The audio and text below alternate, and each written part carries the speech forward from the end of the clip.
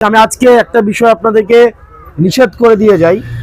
আমি আসার সময় একজন আমাকে বলছিলেন, আমাদের শ্রদ্ধেয় বিএনপির প্রার্থী ইঞ্জিনিয়ার মঞ্জুরুল হাসান মুন্সি, উনি শারীরিকভাবে ওনার এখন বয়স হয়েছে, চলাফেরা করতে পারেন না।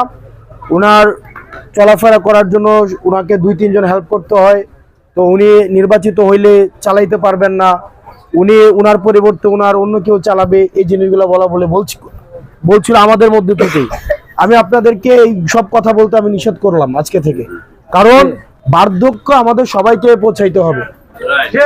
ওনার যখন বয়স ছিলেন, আমরা কিন্তু এটা অস্বীকার করার কোনো উপায় নাই। উনি আমাদের এই দেবিদ্বারের জন্য উনি কাজ করেছেন।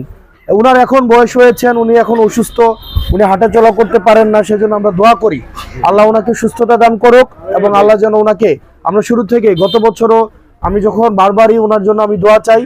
ওনার আসলেই গতকালও দেখলাম একটা ভিডিওতে ওনার কথা বলতে সমস্যা হচ্ছে।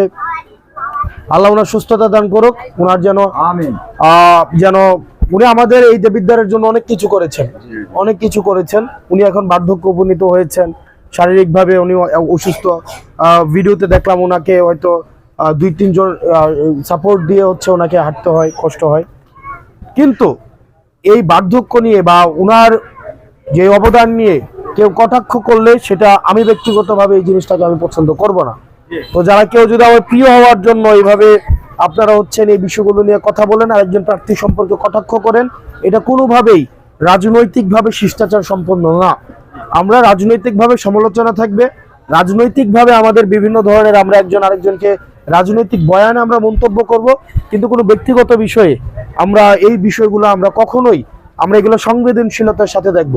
কারো অসুস্থতা, কারো এই শারীরিকভাবে উনি চলাফেরা করতে পারে না, এই বিষয়গুলো নিয়ে আমরা কখনোই আমাদের মধ্যে কথা বলবো না, বরং ওনার সুস্থতার জন্য আমরা দোয়া করব ওনার জন্য।